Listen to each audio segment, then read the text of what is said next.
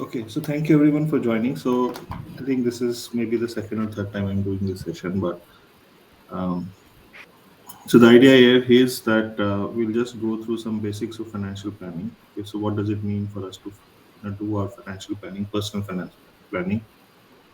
What and we'll go through the basics of it and the process of it, right?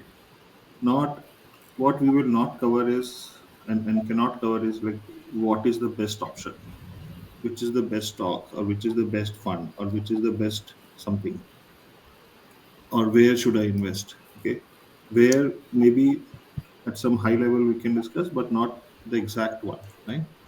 So whether I should invest in a stock ABCD or something, that's not what we're going to cover. What we are going to cover is how and why and what's the process. Okay, how do we go about doing it?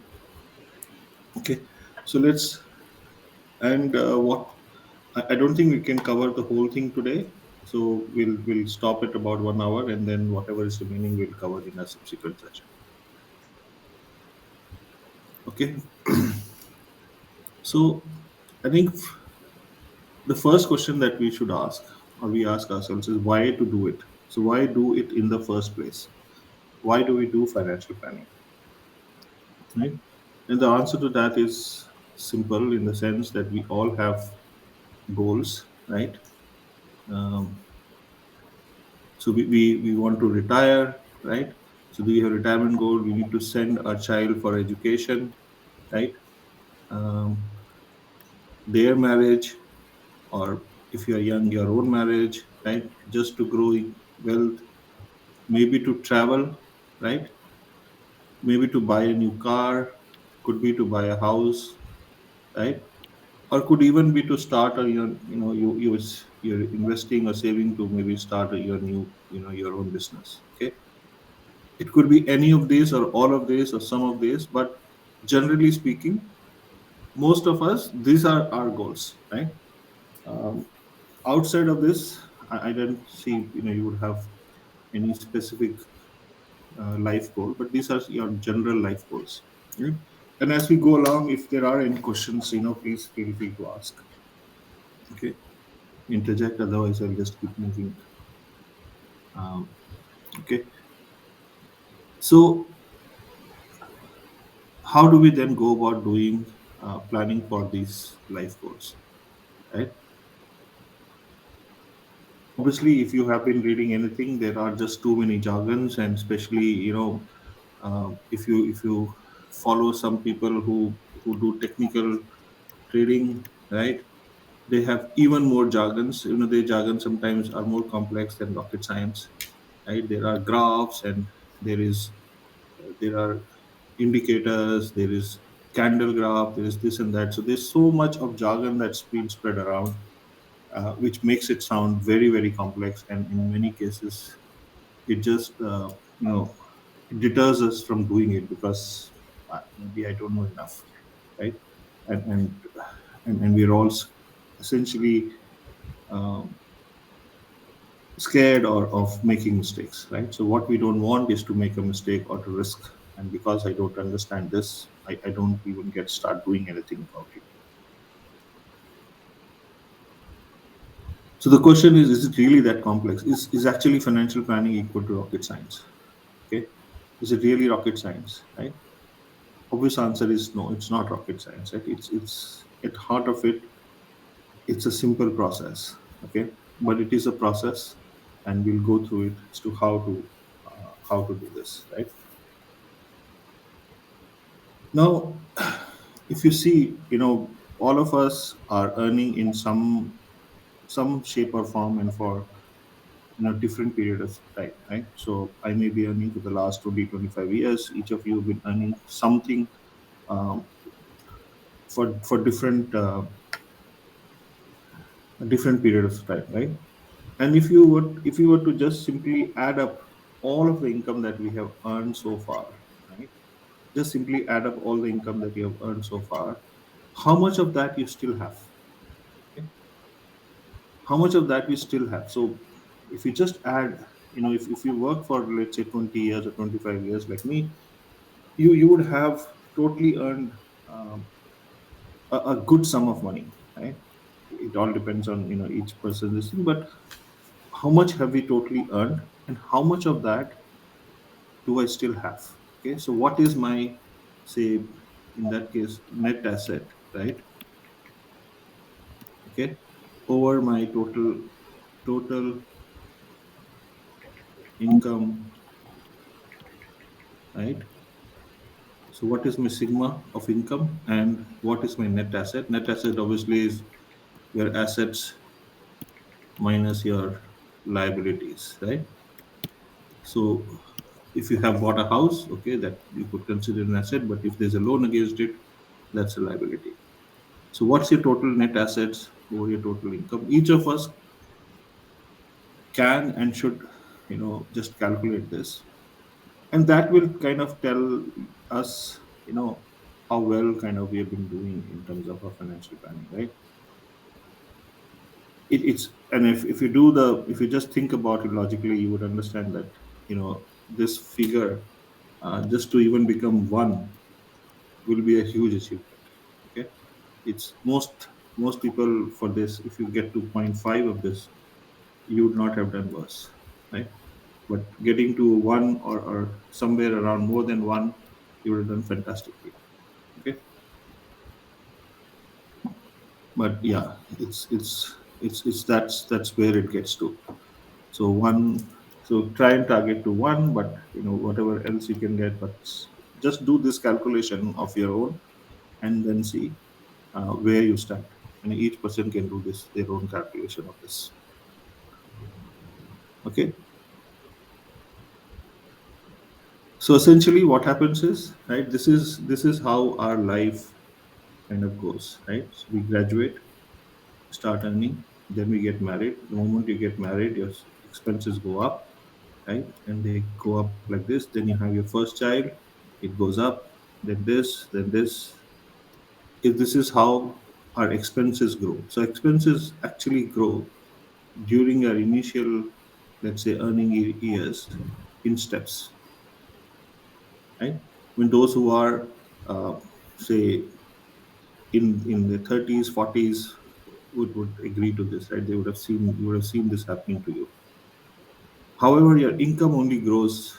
Income doesn't grow in step, right? Income simply grows in a, if you're lucky, it grows like this or something. So at some stage, right, the gap between the income and the expense, right?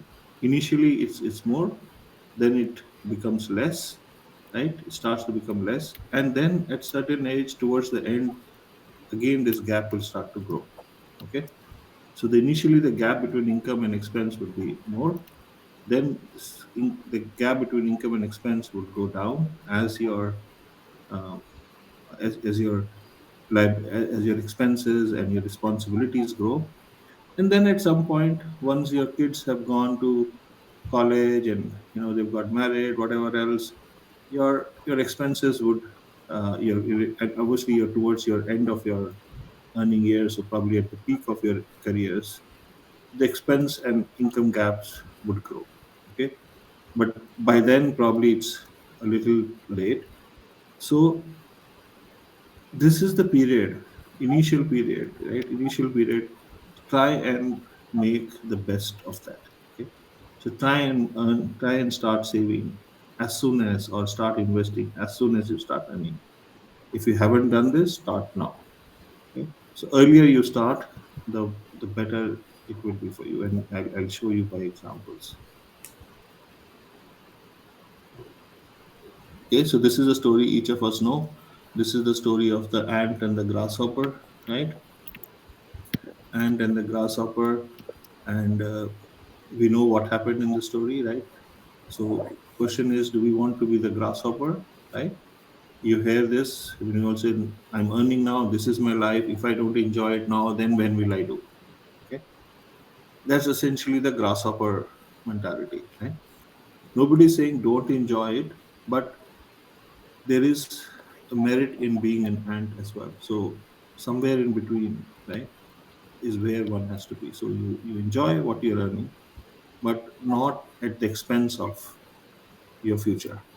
Okay? So then, kind of, what's then the difference between saving and investment? Okay, so saving is when you start putting money in a deposit, right? In a kitty, this kind of thing. And investment is when you are actually growing it, right? And the process is a little different. So savings is basically whatever I earn and spend, whatever is left over is my savings, right? Whereas in investment, what you do is you earn, then invest, and whatever is remaining is what you spend, right? So therefore, in this, instead of becoming a passive thing, right? And then therefore you realize most of the months or most of the year you're actually not saving enough because, right, and you feel I'm not have enough, so what, how do I invest? Instead, make it an activity, right? Something that you do first. The first thing that you do once you get your salary in your account is you invest a portion of it, that whatever you have decided, 10%, 20%, 5%, 30%, whatever it is that has been decided, do that first. And then whatever is remaining, you can spend. And if found that spending you still have something left over, then you you can invest that as well or save that as well. Okay, right? So basically start early and keep going it. So be that, so the tortoise wins the race, not the hare. So don't, so if you think that, okay, I still have 10 years, 15 years, x years to to retirement or whatever, I'll catch up. Okay, I'll just show you how difficult that catch up is. Okay, so it's better to be the tortoise rather than the rabbit or the hare. Okay? Let's see that. Okay. Also, you know, power of compounding, right? So compounding of interest is what separates the rich from the broke, right? I don't know whether people say this is said by Einstein. I'm not sure whether that's true, but that's the, kind of, everybody says that compounding interest is the eighth wonder of the world, right? Now, if this um, this picture which is on the behind, if you know this story, right, you may have heard this fable that there's a guy who goes to the king, and he wins something, and then all he asks the king is, you just give me uh, grains of wheat, right, and one grain on the first square and the two grains on the next square, and like that you just multiplying in each square for the 64 squares, right? And the king agrees to that and said that sounds simple enough, no problem. But once you start doing that, and the moment by the time you get to the 64th, right, the 64th square, you realize that the total amount of wheat that is required for that is many more times than the wheat that is actually grown in this world. Okay, and that's the power of compounding, right? And this power of compounding, for the result of the power of compounding to start showing, takes time. So it will not happen in the in first 2, 3, 4, 5 years, right? So the first grain to 2, then 4, then 8, then 16, 32, 64. Till this time it is quite manageable. It doesn't look like something growing, right? Even after this, right? But once after this it starts to become, you can see it starts becoming big and big, right? And we have actually reached 1, 2, 3, 4, 5, 6, 7, 8, 9, 10, 11, 12. 12 is already done. And you can do 13, 14, 15, 20 till 20. Nothing, it won't seem like a big problem. But as you go towards the end, as I said, this total amount of wheat here on the 64th block will be more than what wheat is grown in this world. Okay. And then you have heard of this rule of 72. Okay, so this is a simple rule of 72, which you can use to, like a thumb rule calculation, to know how soon you will double your money. Okay, So if you're investing in something that gives you 6% interest, right, 6% return, then rule of 72 to say 72 by 6 is equal to 12. So 12 years are about is what it will take for your money to double. Okay, so that's the simple. So or if you want your money to double in say s- conversely, if you want the money to double in 6 years, then you need something which gives you 12% return. Okay, so this rule of 72 is a thumb rule. Now essentially our investment, if you see what we're trying to do is we're trying to kind of you know grow it, right, make it bigger. So we could consider it in terms of you know doubling of it. Okay, and you can say if you are now let's say you are in your 40s, right, now you have till 60, which means you have 20 years to go. So how many doubling you can do in that 20 years? Okay, if this is the return you are getting, and at six, so you're basically saying I can double it for maybe 3 or 4 times. I can double, right? So if you have a crore today, right, then I can become two, two can become four, and four will become eight. Possibly that's where I will end.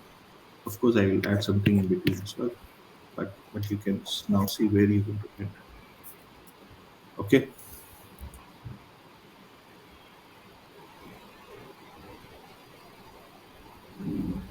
so this is as I said, start early. So this kind of tells us the difference between starting early and the time.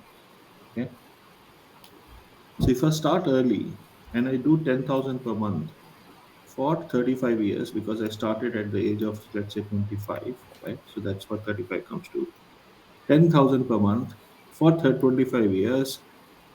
And if I earn 12% on that, at the end of 35 years, I should have something around this number. Okay, I've only invested 42 lakhs, so that is like 10 into 12 into 35. Okay, 6.5 crores. If I start about 10 years later, okay, and even if I double it from 10 to 20, now I'm investing much more, right? 42 instead of 42, 60. I will still only end up with 3.5, 3.8. And it starts to get, more and more difficult. Now, if I do it towards the end, okay, now I'm doing 8 times of this. Okay, this was 10, and this is 8 times of that. And this is more than twice of this. Okay, so 42, instead of 42, I'm investing on 96 lakh, but I will only end up in 1.85 crores. Okay, you can see what's happening here, right? Obviously, the guy who started with 10,000 will probably end up with much, much more, because this person will obviously, as it goes along, his income will increase and he will start doing more. But even if you let it at 10,000, that is the difference that will going to come. And this person is doing 8 times it in the last 10 years. Now, the question let's ask, how much do you need to invest per year for 10 years if you want to get to 6.5 crores? Okay, any guesses? So if you need to get to this number here, how much do I need to do? Okay, so that's see, this number is about 3 times, right, of this number. So you need to probably spend about 3 times or 4 times. So 2.8 lakh per month is what you need to do every month. Every month. Okay, this is per month for 10 years to get to this number at 12%. Okay, so that this in a way tells us, very simply put, start early. If you have not started, start now. Okay, don't leave it for tomorrow. If you leave it for tomorrow, you are this is what you're getting into.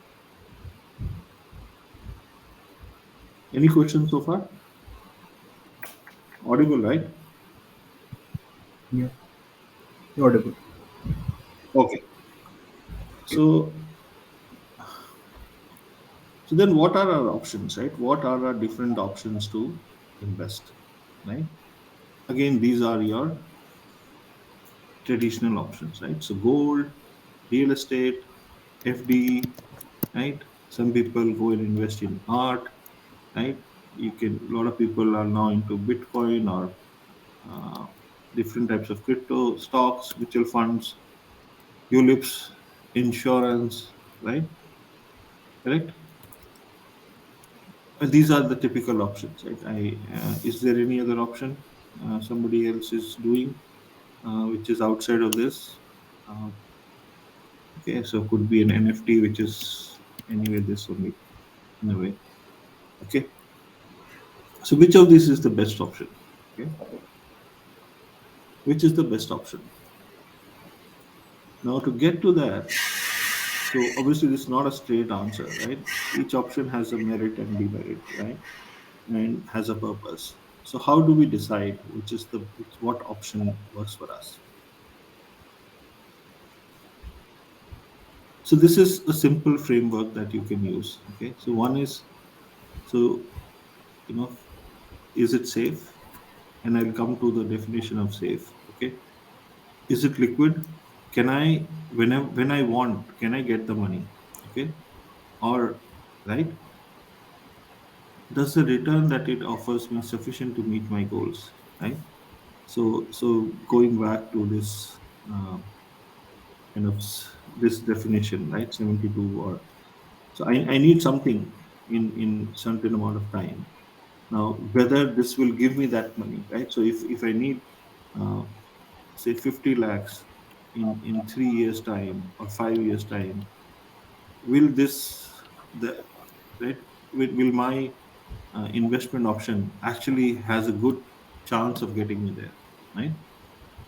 And is that goal negotiable, right? Is that a goal that is fixed or is negotiable, right? So fixed goal, for example, is your child education. Okay, if my child is currently 12 years old, in 6 years time he or she is going to go to college. Okay, that's pretty much unnegotiable. I cannot tell my child after 6 years, sorry love, I couldn't, I don't have enough money. Okay, I cannot send you to college, right? None of us want to be in that situation, correct? So that's like a non-negotiable goal. I have to do it, right? I have to find a way of funding the college, right? And wherever you may have decided to send your child to college. Similarly, other items like non-negotiable probably are like your retirement, right? You may want to retire early, but each of us has an age per our current employment that we have to retire, right? So assume that age is 60. Now at 60, my company is going to make retire me, right? Or my organization is going to retire me. I can't tell them sorry, but I'm not ready for retirement. Please, can you give me another 5 years? They may agree, not agree, but those are like fixed goals, fixed time, right? Now, when we come to safety, okay, so a lot of time, our definition of safety, we mix it with what is called as volatility. Okay, so for example, when we have, obviously the best example for that is stocks, right? Stocks going up and down, up and down, up and down, and this is where we say no, no, no, stock is risky. Okay, we consider volatility is equal to risk, and therefore not equal to safety. Okay, safety is different. Okay, safety is whether I bought one asset. Okay, how safe is that asset? Okay, if you bought a stock of X company, so 1,000 stock of X company, is somebody going to steal your stock itself? Okay, the valuation of that is different from safety. So it's like, I think the simplest example is, we know in India, for example, you buy a land. Okay, somebody comes and can occupy that land, or can occupy your house, and you will not be able to get, you may not be able to get it back, right? That's safety in a way, right? Volatility risk is very different. So risk is a different concept than safety, right? And risk is inherent in every investment, right? There's no investment that is pretty much zero risk. Okay, even fixed deposits have risk, and that risk is simply, you know, let's say your interest. I book a fixed deposit today of 5 years. Let's say I get a 7% return, and in 2 years or in and tomorrow or next week the interest rate goes to 7.5%, 8%. What do I do? I'm losing on now, right? So that's the risk. Or the risk is if I assume I've done my calculation assuming current interest rate, saying 7% is what I will get by the time my deposit is maturing and I have to reinvest it. Interest rate may be 2%, 3%, right? That's a risk, right? Liquidity, right? Will I get the money when I need it, right? So again, for my goal, if my goal says I need to be able to tap into my money as when I want it, right? Will I be able to do that, right? So that is where you have to make that choice, right? So my if I have say I have been investing in for buying a car or buying a real estate or house, right? I get a good deal in a house for a real estate, right? Something that I've been looking for, something that comes along my way now. I need to give that. Uh, I need to pay a deposit. I need to book that thing now. So I need to be able to go liquidate that asset that I have been holding for or investing for this, and get the money and go, right? If I have done that investment in some asset that takes weeks or months to liquidate, it's not going to serve the purpose, right? So that's what I mean by liquidity and return and time. I have kind of already explained.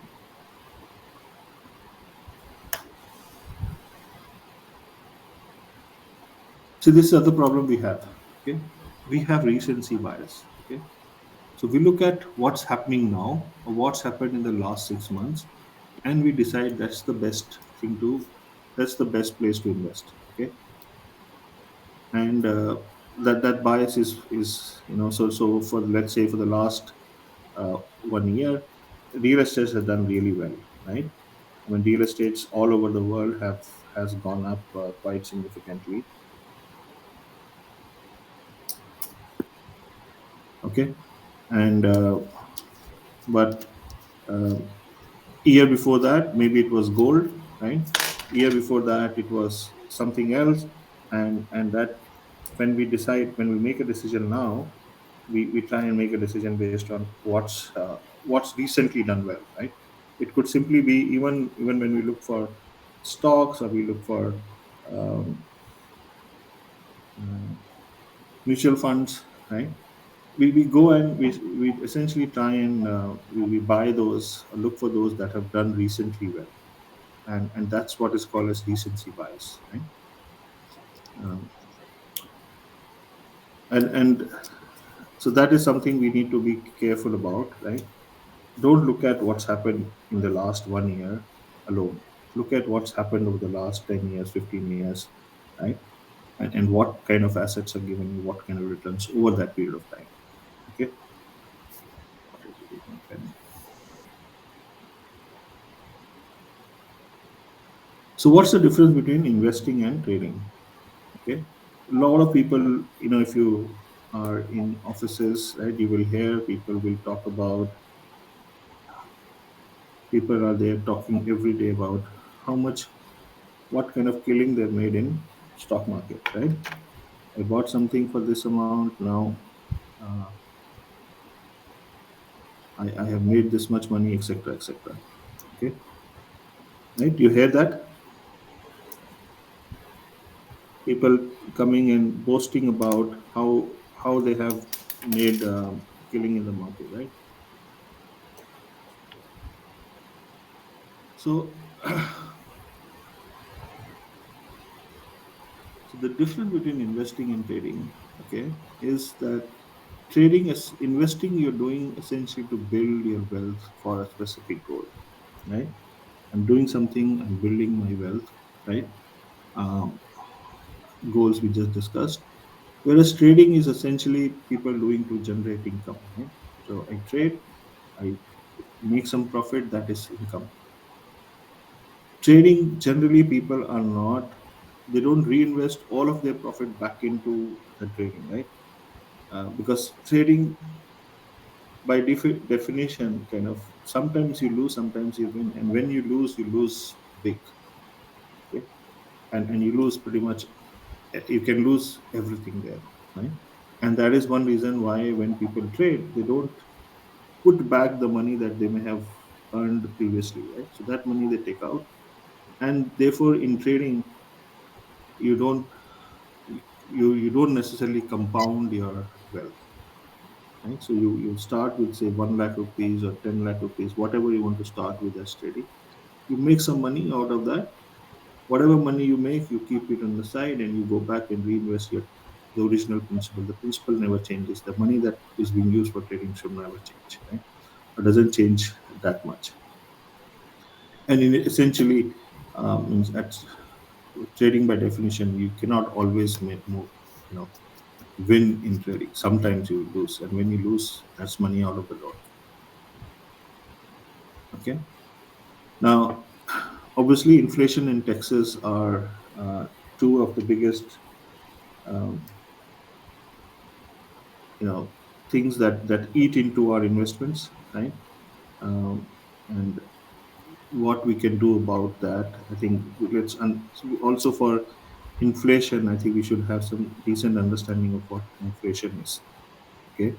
And normally we get to, essentially we are, you know, we look at the newspaper number, right? Newspaper tells us inflation is at 4%, 2%, 3%, whatever it is, right? Now we all know that real inflation is not that, right? Real inflation is probably much higher, right? Uh, or actually, the inflation that hits us in terms of our basket of goods is very different from what is being, um, what comes as news, right? So, what is the current inflation? Okay, now just see this. Okay, as I said, our basket of goods is very different from the basket of goods that is being used to calculate that inflation, whichever is coming in the news, whether it is CPI or WPI or whichever. Okay, still, yeah. Um, So there's something that used to be, few years back, you'd go to a restaurant, you would maybe spend 1,000, 2,000 rupees. Now you go, I mean, this is probably not even true now. Probably even now itself, you're spending a lot more than 5,000, right? But you can see what's happening, right?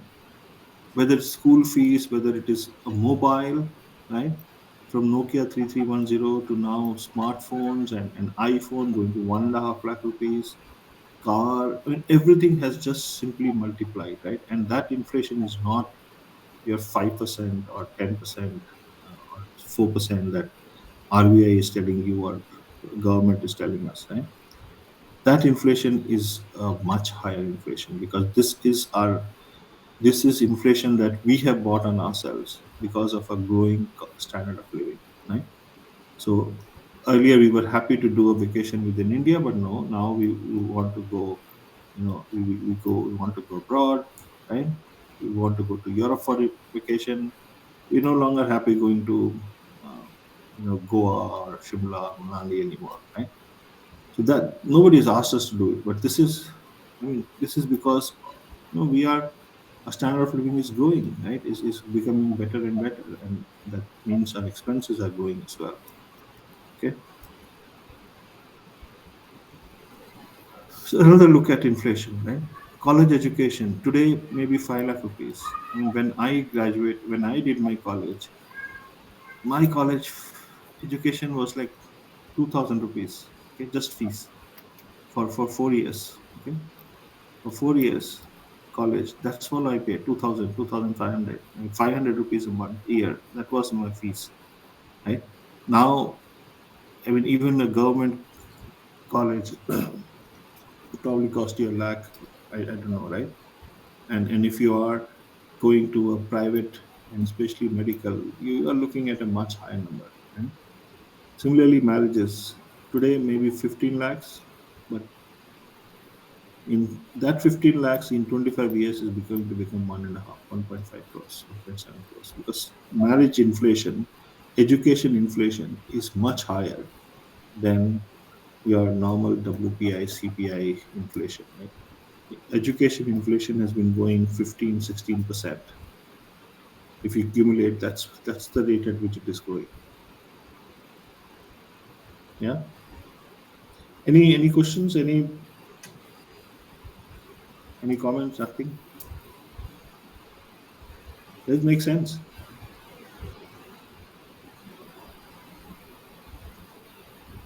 Okay.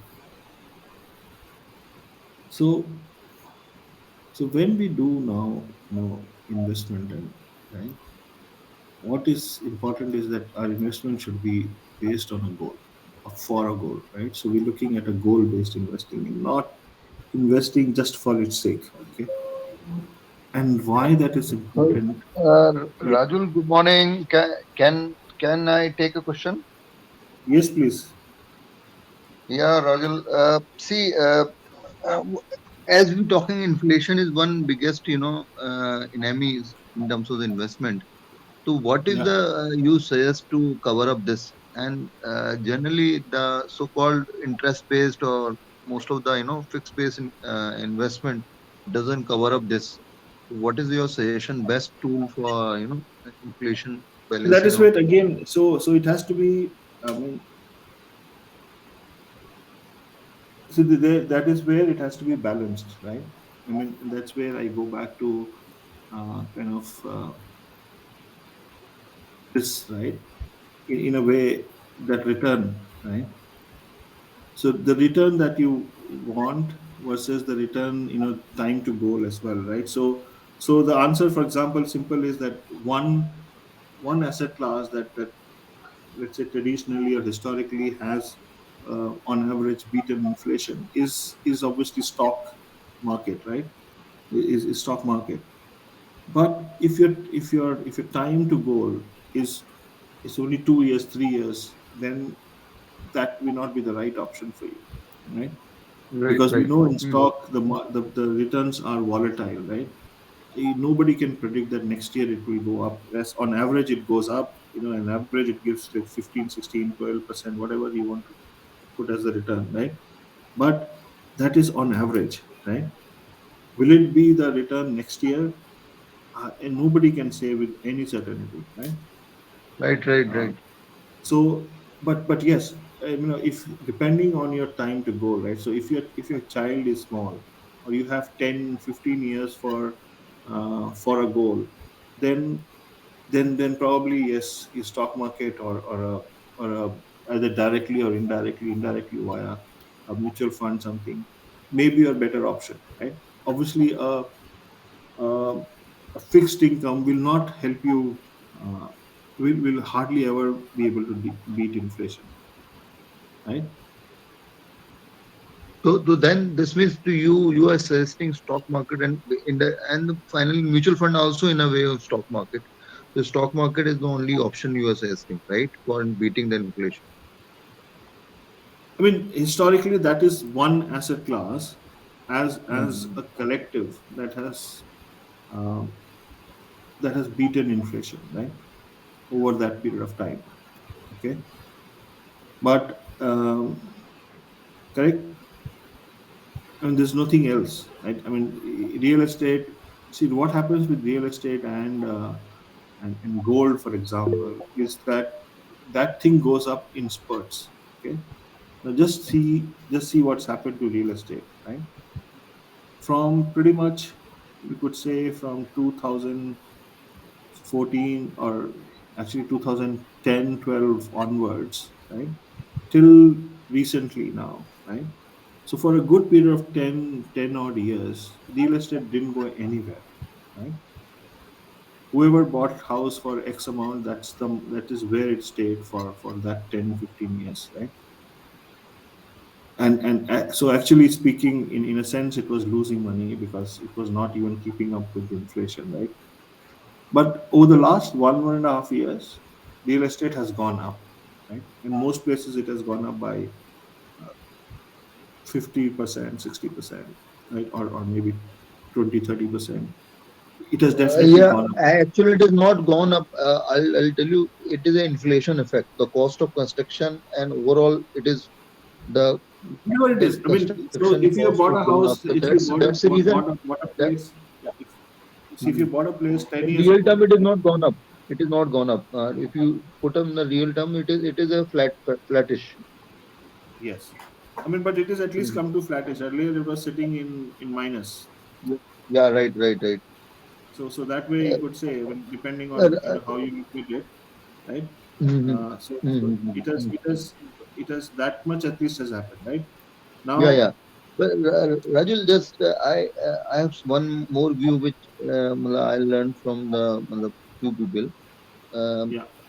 what they have done it, one or two people I know, they have taken the real estate not as one of the investment tool definitely, and second, they have taken as a rental tool, rental income. So Uh-huh. that's something. What is your view in terms of the beating the inflation? A few people not made the house for they focusedly made for the rental income, made a 4 4 5 5 flat together, and just putting for a rental. Something like, what do you feel? What is your view on this? See, we'll get to that, but I think largely put, I mean, it's not a bad. I mean, it's one way of generating income, and I think that's more relevant maybe to the topic of from a retirement or income generation perspective. Now the problem, the we know the issue is, especially in India, right? The rental income is at best maybe 2% of your value of the house, right? So it basically gives you about 2% return, right? If you have bought a house for rental, right? So if you buy a house for crore, essentially what you're looking for, looking at in terms of getting rent out of that is maybe 15, 20,000 a month, right? Not more than that. I mean, tell Right, me if right, right. nobody's getting more than that. Now, if you're not getting more, so again, because you're buying for rental, I'm assuming you're not going to sell it, right? So largely, if that's the objective of buying the house to generate income, right? Then, I mean, I would say much better off by taking an FD, right? You'll get more returns. उतने का FD ले लो भाई, right? And that will give you 5%. That give you 5% return with no overheads. Here there is two things. One is the real estate also has a appreciation. It is वही बोल रहा हूँ ना, but if you're going to buying it, appreciate so over the time. whole point is, yeah, I understand, Manish.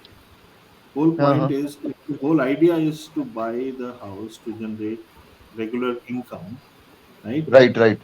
Then that real estate price going up has not much significance to you, right? I mean, either you're buying it for Right. investment or you're buying it for income, right? Less so, Mhm. you should not justify one with another, okay?